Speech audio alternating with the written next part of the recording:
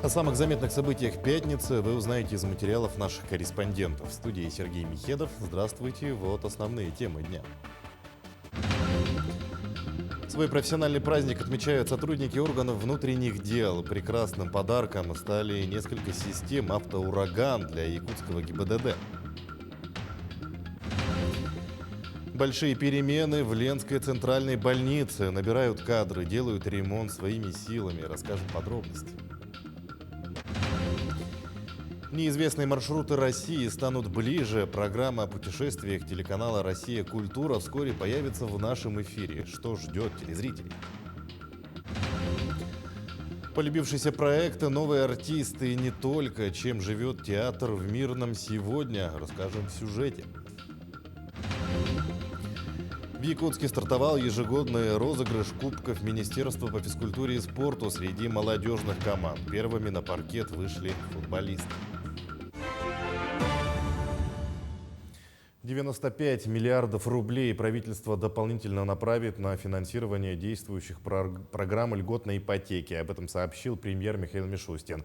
Как напомнил глава Кабмина, президент неоднократно подчеркивал, что одна из важнейших задач любой семьи – обеспечить себе достойные жилищные условия. За все время граждане получили более 2 миллионов займов на сумму более 8,5 триллионов рублей. На их исполнение направлено дополнительно 95 миллиардов, заявил премьер. Около 46 миллиардов рублей пойдут на семейную ипотеку, 41 миллиард на льготную и еще почти 8 миллиардов рублей на дальневосточную ипотеку. Крытый каток и детский сад начали строить для новоселов из аварийного жилья. В микрорайоне Звездный, где квартиры получили уже более 600 семей, по программам комплексного развития территории вводится крытый каток. А в ближайшее время начнется строительство детского сада. На сегодняшний день крытый каток готов на 25%. Это двухэтажное здание площадью более 5000 квадратных метров, в котором будут расположены ледовый хоккейный корт, включающий ледовое поле, помещение для керлинга, универсальный спортивный зал. У нас 7 домов планируется к сдаче в этом году и еще 3 дома в следующем. Но мы сейчас, соответственно, как вы видите, ведем работу по тепловому контуру, завершаем. У нас сейчас должно в ближайшее время подвестись тепло и, соответственно, будем сдавать. Планируем в этом. Заселение, конечно, безусловно, мы начнем, наверное, уже в следующем, потому что у нас к концу года редко кого заселяем в декабре, да, потому что в любом случае дом должен прогреться и все работы должны быть завершены. И также скажу несколько слов, то, что соцобъекты у нас продолжается к строительству, и также мы планируем начать строительство школы. Оно немножко в другом части, скажем так, нашего микрорайона находится. И поликлиника также. То есть это еще соцобъекты, которые появятся в данном микрорайоне. На переправе Жатай-Тихтюр через реку Лену приостановили грузовые перевозки в сопровождении ледокола из-за ледостава. Об этом сообщили в Ленском речном пароходстве. Эта ситуация штатная и происходит ежегодно. В среднем приостановка грузовых перевозок происходит на сутки двое, после чего будет сформирован ледовый канал для безопасной работы баржебуксирного состава, сообщили в ЛОТ. Глава МВД России Владимир Колокольцев поздравил сотрудников органов внутренних дел с профессиональным праздником и отметил превысившую 90% раскрываемость некоторых видов преступлений. По его словам, новое поколение сотрудников министерства достойно продолжает традиции предшественников и делает все для того, чтобы граждане страны чувствовали себя защищенными, уважали полицию и доверяли ей. Министр адресовал самые добрые слова коллегам, которые выполняют оперативно-служебные задачи в новых субъектах Российской Федерации. В заключение Колокольцев поблагодарил личный состав МВД за высокий профессионализм и ответственное отношение к работе. Ежедневно тысячи полицейских заступают на службу, чтобы охранять покой граждан. Одна из структур – Государственная инспекция безопасности дорожного движения. О работе ГИБДД расскажет Александр Хавренко. Каждый день на дороге республики выходят сотни сотрудников дорожно-постовой службы. Под их контролем проезжие части в городах и селах, а также 3 федеральные трассы. В круглосуточном режиме полицейские несут службу, а в праздничные и выходные дни в усиленном режиме. Ежедневно на пульт дежурного республиканского ГИБДД поступает до 700 обращений. Кто-то сообщает о нарушении правил дорожного движения, кто-то стал свидетелем дорожно-транспортного происшествия. В этом месте мы получаем первичную информацию о дорожно-транспортных происшествиях, о преступлениях, о административных правонарушениях. И собираем всю информацию, аккумулируем ее, координируем действия нарядов, отправляем их на места преступления, дорожно-транспортных происшествий. Также работаем тесно с другими службами. Это МЧС, скорая помощь, ну и другие службы дорожные, которые у нас убирают на дороге. Благодаря стараниям сотрудников смертность на дорогах республики снижается из года в год. Это стало возможно благодаря вниманию правительства, которое помогает в обновлении и модернизации технического парка ГИБДД. Но самое главное – это люди, которые идут служить в органы внутренних дел по зову сердца и долга. У нас очень много желающих идти к нам работать. У нас вот сейчас у меня в строю, например, 12 стажеров, вот, которые пришли буквально, обновились в личный состав за последние 2-3 месяца. 12 стажеров, молодежь идет, хотят работать, глаза горят. Видели, наверное, сюжет, как наш стажер пытался задержать нетрезвого водителя и, скажем так, это было, задержание все-таки произошло. Ну, вот такие парни приходят, приятно работать с такими людьми. Полицейский, который пришел на службу, не делает различий в зонах ответственности и всегда готов прийти на помощь в любой ситуации. За этот год сотрудники ГИБДД трижды оказывали помощь на пожарах. Дважды на месте пожара первым оказывался майор Максим Бубенчиков. Первый раз на пожаре на улице Ленина, 25, и во второй раз во время ЧП в административном здании на Ленина, 3/1. В этот день Максим проезжал мимо и, увидев дым из окна 4-го этажа, принял решение оказать помощь. Доложил дежурную часть. Ну и сразу как подъехал, зашел в данное административное здание, поднялся на 4-й этаж, оценил обстановку, то что пожар уже довольно-таки начинает разгораться сильно. Начал сообщать посетителям, а также работникам, чтобы необходимо срочно покинуть здание. Начал производить эвакуацию людей, оповещать по всем кабинетам, кому-то помогать собраться. В задымленном здании Максим Бубенчиков провел около получаса, помогая людям выходить и не позволяя возникнуть панике. Уже на улице Максим почувствовал недомогание, надышался ядовитым дымом. Сейчас майор Бубенчиков проходит лечение и в скором времени будет готов вновь встать в строй. Именно такими и должны быть настоящие полицейские, которые не просто ходят на работу, а стоят на защите и охране покоя и благополучия граждан. Александр Хавренко, Джилус Иннокентьев, Якутск. Также наша съемочная группа в Нерюнгри побывала на торжественном мероприятии, которое прошло в районном отделе полиции, рассказывает Иван Лазаренко. Уважаемые ветераны, дорогие друзья, с праздником, с Днем полиции вас! Торжественное мероприятие, посвященное Дню полиции, началось с поздравлений от представителей органов местного самоуправления и районного совета депутатов. Слова благодарности звучали в адрес ветеранов и действующих сотрудников всех подразделений. Традиционно были подведены и предварительные итоги работы. Несмотря на рост регистрируемой преступности на 4% в этом году, отмечается снижение числа погибших от преступных посягательств и количества лиц, которым причинен тяжкий вред здоровью. Наблюдается снижение числа преступлений против жизни и здоровья на 27%, а также преступлений, совершенных на бытовой почве и в состоянии алкогольного опьянения. По сравнению с аналогичным периодом прошлого года, сотрудники отдела выявили больше преступлений экономической направленности. Кроме того, наблюдается рост выявленных фактов незаконного оборота наркотических средств на 56%. Уменьшилось количество дорожно-транспортных происшествий на дорогах, снизилось число погибших и раненых граждан.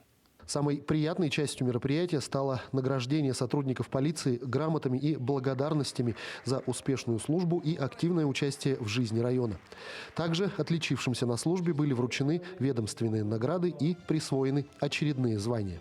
Безусловно, случайных людей в полиции нет, и многие отдают службе не один десяток лет. Служу я с 2006 года. А почему пришел в эту профессию, почему я стал сотрудником полиции? Вы знаете, я когда отслужил срочную службу в армии, в принципе, выбор сильно не стоял. Всегда хотелось носить погоны, помогать людям, поэтому я попробовал себя, и у меня получилось. И с этих пор я прохожу службу в органах внутренних дел. Сотрудники правоохранительных органов всегда пользовались заслуженным уважением за свой нелегкий и опасный труд. А в этот праздничный день каждый сотрудник испытывает чувство гордости и как никогда осознает общественную значимость выбранной профессии. Иван Лазаренко, Захар Головин, Вадим Барашков, Нерюнгри. В профессиональный праздник управлению ГИБДД дополнительно предоставили 5 комплексов автоматического видеоконтроля «Автоураган». Данная система представляет собой 6 камер обзором в 360 градусов, фиксирующих практически все нарушения. Подробности у Марины Захаровой. Комплексы «Автоураган» предоставлены правительством республики в рамках национального проекта «Безопасные и качественные дороги». С сегодняшнего дня 10 машин будут осуществлять рейды по выявлению нарушений. Часть из них будет направлена в территориальные подразделения. Также будут выезды в командировки по федеральным и региональным автомобильным дорогам. Комплексы зарекомендовали себя с хорошей стороны. Было достаточно много пресечено правонарушений, были выявлены злостные нарушители, незарегистрированные машины, водители, лишенные прав. И сегодня надо сказать, что при растущем количестве транспортных средств в республике это укрепление материально-технической базы органов правоохранительных дел – это важнейшая задача. С ноября сотрудники Государственной инспекции безопасности дорожного движения перешли на усиленный режим несения службы. Сплошные проверки водителей проводятся ежедневно. Они нацелены на предупреждение и пресечение правонарушений и на профилактику дорожно-транспортного травматизма. Регулярно транспортные средства, которые находятся в розыске, задерживаются. Статистику, если так привести, у нас только с начала года грубые нарушения, за которые предусмотрена уголовная ответственность, когда водители повторно сели за руль в нетрезвом состоянии, уголовная ответственность предусмотрена статьей 264 прим. 1, у нас 28 фактов, конкретно вот по таким. А в день постоянно выявляются автомашины, которые прекращена регистрация и не сданы государственные регистрационные знаки. Система работает и в мороз, и в жару. Недостатков во время эксплуатации практически не было выявлено, за исключением высокого потребления энергии. Данная проблема будет в скором времени решена. В целом, сотрудники отдельного специализированного батальона довольны техническими характеристиками мобильного комплекса. Марина Захарова, Георгий Григорьев, Якутск. Идем далее. В ближайшие 3 года по проекту «Синергия Арктики» к высокоскоростному интернету подключат все арктические районы Якутии. Об этом рассказал министр инноваций Василий Ефимов. Напомним, соглашение о сотрудничестве между Минцифрой России и Якутии о реализации значимого для северян проекта на условиях софинансирования было подписано в прошлом году. В мае текущего года проект был презентован Владимиру Путину. В сентябре получил поддержку в ходе совещания по развитию дальневосточных городов. Всего по проекту «Синергия Арктики» будет построено свыше 7000 километров оптоволоконных линий. А глава Якутии Эйсен Николаев провел совещание, где обсуждалась реализация мастер-планов Якутской и Нерюнгринской городских агломераций. Глава отметил важность последовательного выполнения положений мастер-планов и подчеркнул, что по каждому пункту поручений президента, касающимся региона, будут определены ответственные исполнители из числа руководителей органов исполнительной власти. Эйсен Николаев поручил Кабинету министров и главам городов принимать активное участие в формировании предложений по реализации мастер-планов, а также распорядился приступить к разработке проектно-сметной документации объектов, по которым их еще нет. В этом году в Ленской центральной больнице произошли большие изменения. Приехали новые врачи. Проблему с кадровым составом, конечно, не удалось решить, но все же работа в этом направлении ведется. Ежегодно закупают новое медицинское оборудование и делают ремонт, рассказывает Светлана Балеева. В этом году в Ленской ЦРБ проведен большой объем ремонтных работ. За счет собственных средств был отремонтирован приемный покой. Теперь здесь появилось 2 входа. Один для посетителей, тут же расположен гардероб и место для передач. Второй для пациентов, поступающих на госпитализацию. Все стало совсем по-другому, начиная от входа и заканчивая всем, что есть. Где гардероб, там один вход. Отдельный вход мы называем центральный, где вот носилочных закатывают, завозят. И отдельный вход привозят на медосвидетельствование, алкотесты. То есть обычные пациенты и пациенты, которые поступают с полицией для медосвидетельствования, они не контактируют. После ремонта в приемном отделении появился отдельный кабинет для дежурного врача, также комната отдыха. Как была процедурка, кабинет для врача, чтобы у нас врач всегда рядом был. Кабинет просторный, все. Отдельно манипуляционная есть, которой ранее не было, все было в одном. Все предусмотрено, нам все нравится. Говорю, как было и как стало, это небо и земля.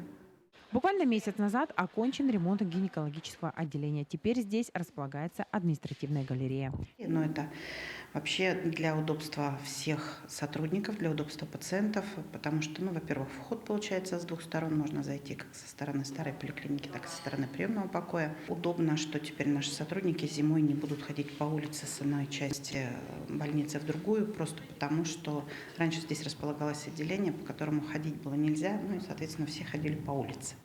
Продолжается ремонт в бывшем административном корпусе. После его завершения туда будет переведено отделение психонаркологии. Психонаркологическое отделение, инфекционное и противотуберкулезный диспансер у нас находится в аварийном здании. Пытаемся организовать так, чтобы наши пациенты, самые незащищенные, были все-таки в тепле, ближе к основным структурам. Здесь у нас лаборатория, здесь у нас все диагностические процедуры. Достаточно часто им бывает нужна в том числе и реанимационная помощь, анестезиологические пособия какие-то. Также был проведен ремонт в центральной стерилизационной, отремонтировано отопление в дескамере, стояночном гараже хозчасти и гараже скорой помощи. Заменена система отопления в инфекционном отделении. Помимо всего вышеперечисленного, главврач Светлана Куц рассказала, что закончен ремонт профилактория БРИЗ поселка Пеледуй, куда переехала поселковая больница. Светлана Полеева, Виталий Андреев, Ленск. Включайся! В Якутске стартовал инклюзивный форум. Название выбрано не случайно. Он станет возможностью интеграции молодых людей с ограниченными возможностями здоровья в активную форму социальной деятельности. Примером стал приглашенный спикер форума Алексей Танцев. Он является продюсером соцпроектов и основателем межрегионального инклюзивного ресурсного центра. На тренингах, занятиях, а также мастер-классах собрались более 100 человек. Это молодежь с ограниченными возможностями здоровья от 14 до 35 лет. Кроме того, к инклюзивному форуму присоединились активисты волонтерского движения. Сам я начал с того, что нашел любимое дело, благодаря которому я перестал смотреть на себя как на человека с инвалидностью и стал видеть в себе, в первую очередь, нормального, обычного человека. Я стал увлекаться интеллектуальными играми, что, где, когда. И здесь выяснилось, что людям вокруг меня не очень важно, что у меня протезы рук. Важно, что я участвую в работе общей команды, я думаю, я общаюсь. И это стало инклюзивным пространством, которое воспитало меня. Очень хочется, чтобы таких инклюзивных пространств стало больше. Неизвестные маршруты России станут ближе. Программа о путешествиях телеканала «Россия. Культура» с 13 ноября в нашем эфире. Узнать об удивительных местах России, дойти до достопримечательностей необычным маршрутом или посетить уголки нашей страны, которые часто остаются за пределами путеводителя, можно каждый понедельник, вторник и среду. Что еще ждет зрителей в программе «Неизвестные маршруты России»? Смотрите в материале Айсаны Бурнашовой. А знали ли вы о Тюменском ледодроме? Хотя бы до середины я добрался. Еще нет. А о том, что борщевик, но не всякий, можно есть. Это борщевик Гераклиум сибирикум, трава Геракла сибирского. Или как пахнет нефть. Как бензин, да, пахнет? В программе «Неизвестные маршруты России» и не такое покажут. Самые необычные маршруты, удивительные точки на карте страны, места, о которых знают местные, но не знают туристы. Ведущие программы раскроют все секреты. И даже если мы приезжаем в какой-то регион и идем в знаменитое место, например, мы были в Карелии и не могли пропустить, например, Кижи, мы просто отправились туда сложным маршрутом, не так, как делают все. Но все равно показали эту красоту, но с другой стороны. Максим Картозу, журналист из Якутии, спецкор телеканала «Якутия-24». Вместе с ним и еще двумя ведущими зрители покорят и горные вершины. И как низко лежат облака, они будто сахарная вата. И бурлящие реки. А еще полетают. Главная фишка этого проекта, она заключается в том, что Россия большая, она на самом деле неизвестная. То есть так много маршрутов, как, наверное, в нашей стране, их нет нигде. Каждый выпуск – это новые впечатления. Будь то экстремальный переход над бурыми водами в Чечне или восхождение к белому камню в Бурятии. Забрались сюда ради этого фантастического вида. Посмотри, посмотри! А может, вас удивит дом чудака в Тверской области или дом из фильма «Любовь и голуби» в Карелии. Людк? Людк? Программа выходит с марта прошлого года. Сегодня это целых 4 сезона путешествий и десятки выпусков. Неизвестные маршруты России способны удивить даже искушенного путешественника. Якутяне очень добрые и очень любознательные люди. Это я испытала на собственном опыте. И поэтому, как минимум, я думаю, что им будет это интересно. То, что они умеют проходить гораздо более сложные маршруты, и, возможно, как раз для якутян наши маршруты не покажутся сложными. Они скажут: о, какая легкотня, можно в отпуск поехать, как раз я себе такое и организую в какой-то другой регион. Поэтому я рассчитываю на то, что это отзовется в их сердцах теплом и любовью к нашим проектам. Путешествия за 1000 километров начинаются с одного шага за порог или программы «Неизвестные маршруты России». С 13 ноября каждый понедельник, вторник и среду на телеканале «Якутия-24». Не пропустите, будет интересно.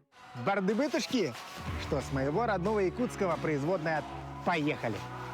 Айсена Барнашова, Виктор Олесов, Москва. В Театре Мирного в новом сезоне продолжаются творческие проекты, которые полюбили зрителям и обрели свою аудиторию. Также в труппе появились новые артисты. Они присоединились к театральной семье в сентябре. Подробнее о жизни театра в материале Анны Васильевой. Выпускница Нижегородского театрального училища Полина Молдавская готовится к роли школьницы Лёли в премьере спектакля «Дорогая Елена Сергеевна» по одноименной пьесе Людмилы Разумовской. В труппе Мирнинского театра Полина присоединилась совсем недавно, но это уже ее вторая роль на большой сцене. Скорее, это муж захотел на север, Но я тоже была не против. Я в детстве прочитала «Два капитана» Каверина, и там север, и мне так хотелось когда-нибудь попасть на север. И я поэтому согласилась с Ильей, и мы поэтому вместе здесь. И коллектив небольшой, и спектакли довольно редко, по сравнению с европейской частью России здесь идут. И поэтому постепенно мы узнаем друг друга, и постепенно нас принимают, постепенно мы принимаем в свою жизнь людей. Поэтому все идет гладко. На первый взгляд, благородное желание школьников поздравить учительницу математики с днем рождения становится для всех настоящим испытанием. О своей работе режиссер Михаил Гончаров говорит: в постановке мне было интересно переосмыслить и сопоставить происходящее в пьесе с современной реальностью. В 2 актах спектакль, и они совершенно разные по себе, по принципу существования актера на сцене. Если первый акт он больше игровой, а второй акт более как мы выходим на диалог со зрителем.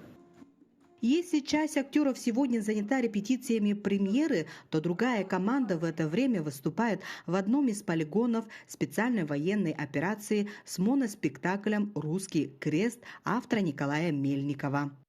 На данный момент они в военном госпитале города Ростова уже выступили, сейчас находятся на самой линии СВО.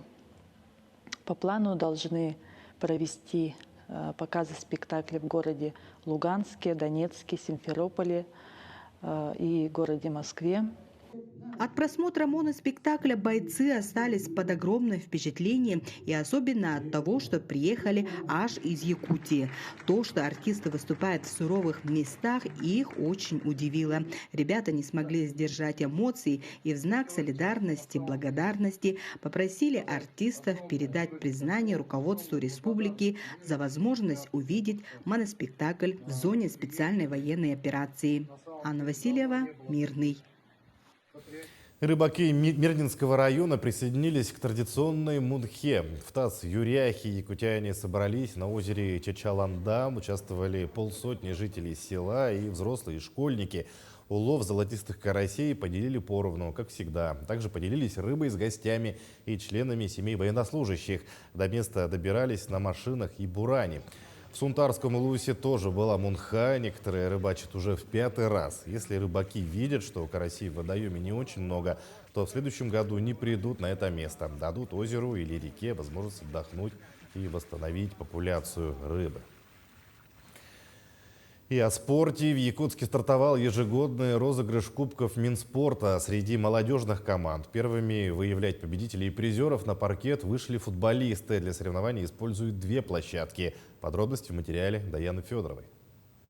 За право стать обладателем Кубка Минспорта 2023 в борьбу вступили 15 молодежных команд, представляющие различные улусы и учебные заведения республики. Накануне прошла жеребьевка участников, где команд разделили на 4 группы. По регламенту команды, занявшие в своих группах первое и второе места, играют дальше в четвертьфинале, полуфинале и финале. А следующие команды, которые заняли 3-4 в своих группах, разыгрывают 5, 6, 7, 8, 9, 10 в стыковых играх.